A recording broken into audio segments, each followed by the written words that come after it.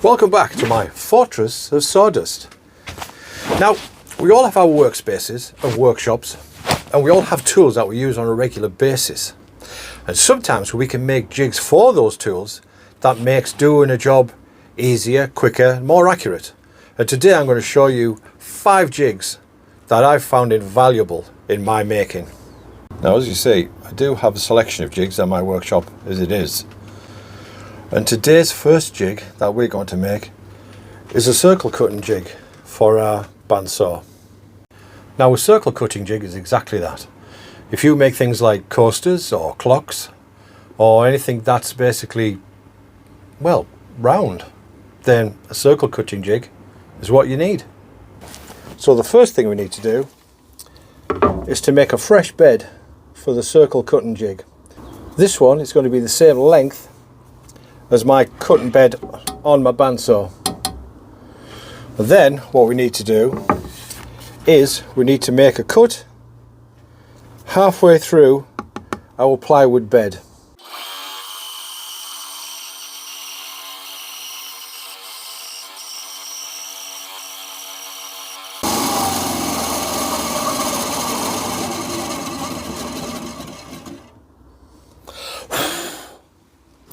The next thing we need to do is, at the end of our cut, we will put a line from there along, and from that we will mark off every inch, and there will be drilled out to accept a dowel. There we go. Then we'll drill the holes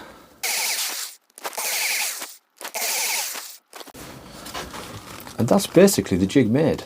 All you need then is the dowel, which in this case is going to be a piece of brass rounded off at both ends. That goes into the hole. You drill a hole in the back or wherever you want to make a circle, place it over the dowel and then turn it. And I'll demonstrate that now on the bandsaw. Now, the one thing we can do to make sure that our jig runs true every single time is we can utilise the groove that is on the cast iron base of our bandsaw. And by simply putting a strip of wood on, which is the same width and depth as the groove, we can slot it in and we've got no movement whatsoever. So we're going to run true every single time. So we've drilled a hole in the back of whatever we want to make a circle. We've inserted the rod. Then we'll put it onto the board into one of the holes, depending on the width or the diameter of what we want to make a circle, like this, and then we take it over to the bandsaw.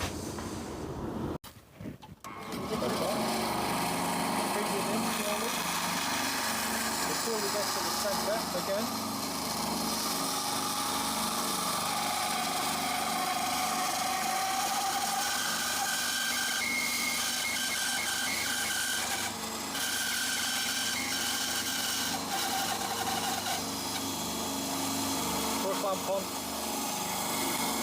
and then we turn.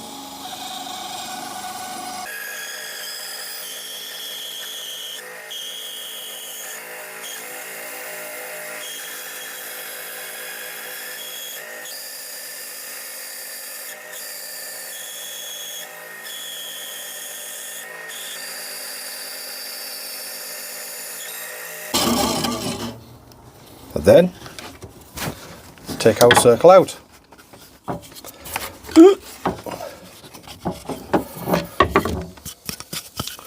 And there we go, a circle. Now the next one we're going to make is a planer sled. Now if you have a planer, you've probably encountered snipe. Planer snipe is a deeper than desired cut on the end of a board after it's passed through the planer.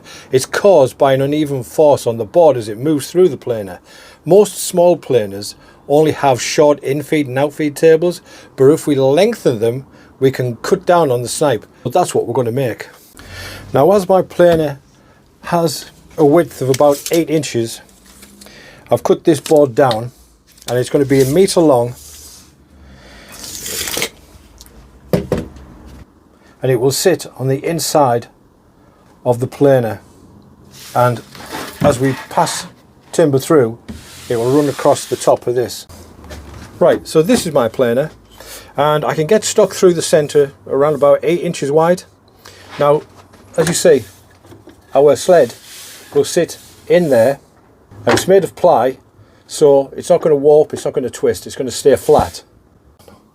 The next thing we need to do is to add blocks on the bottom of it to keep it in place so it doesn't move through with the stock that we put through it. So we'll add these blocks on now.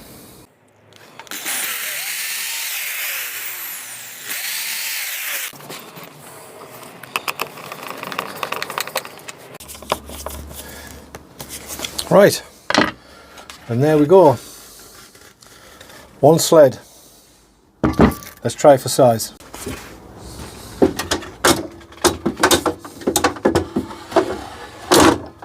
And there we go. Fits. The next thing we're going to do is we're going to put some paste wax on the top just to help things slide through. And then once that's done, it's ready to use.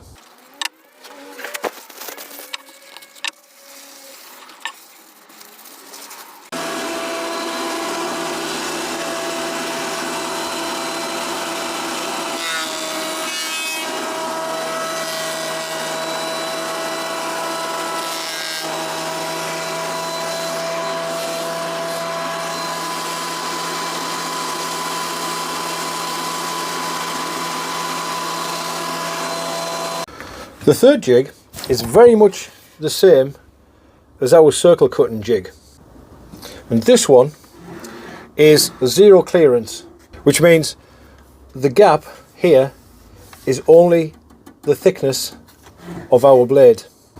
The good thing about a zero clearance jig is that it reduces the chip out on the back of wherever you're cutting, because there is no gap. Now obviously you haven't seen me make this jig on this video because it's exactly the same as the circle cutting jig apart from the holes. So let's get on to the next one. Now the next thing we're going to make is also for the planer, and that is a push stick. Now if you've bought a machine of some variety, whether it be a table saw, a bandsaw, a planer, you'll have been given one of those plastic push sticks that are not really fit for purpose. So we're going to make a better one. This is my old one for my planer, but we're going to make another one from ply because this is getting a little bit long in the tooth. For this one we're going to use this piece of 1-inch ply, and it is 4 inches by 9 1/4, and what we need is a handle so that we have something to push it with, like that, and a piece of wood underneath to hook over whatever piece of material we are putting across the top of the planer. So we'll fix that onto there now. Right, so we have our piece of wood attached to the bottom of the push stick. The next thing to do is to attach a handle.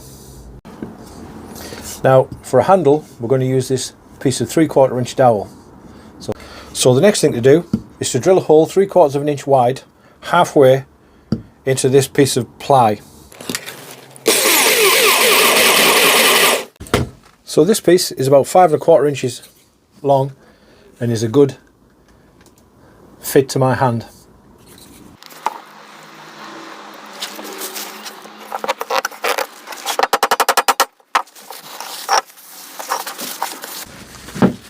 There we go.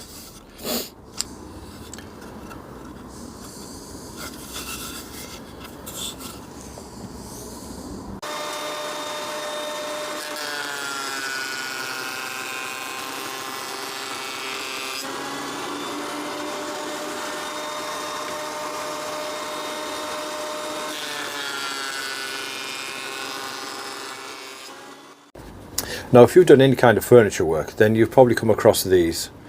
These are what's called Dutchmen or bow ties or butterflies. Now a bow tie is just a small decorative piece of wood. It's shaped like a bow tie, and we inlay it into larger pieces of wood, typically to reinforce a crack, or even as just visual interest to a woodworking project. Now I have several bow tie jigs, which are these, and obviously we have a 10 degrees, we have a 5 degrees, and we have an 8 degrees.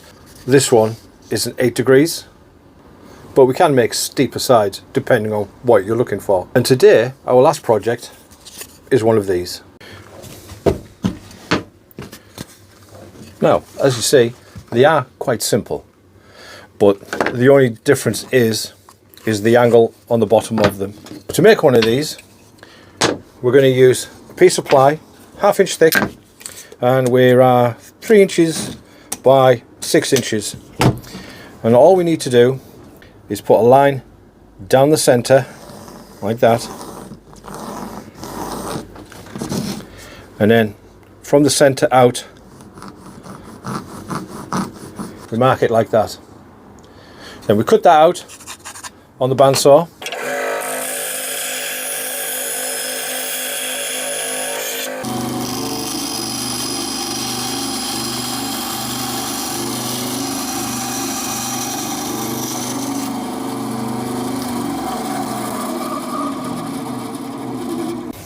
The only thing we need to do then is decide what angle we'd like our Dutchman to be. For this one, we're going to make another 10 degrees one. So we just turn our miter saw to 10 degrees, like that, and then we cut it like this.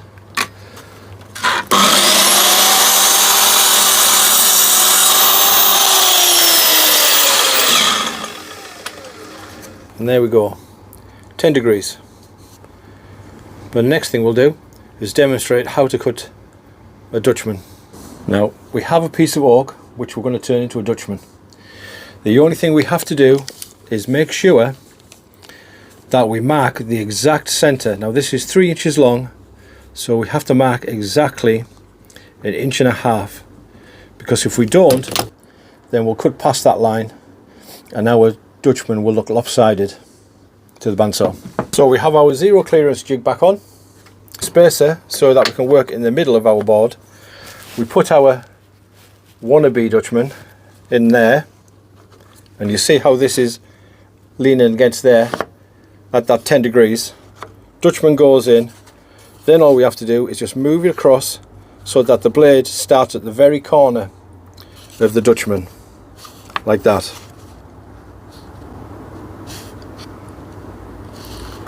And then we cut it.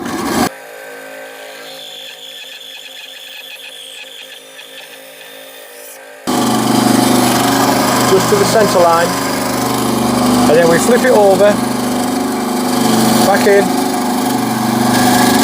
back at the edge,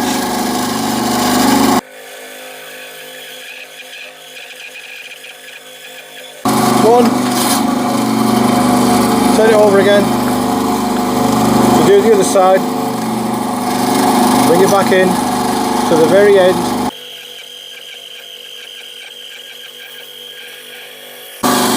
turn it over, the very edge again,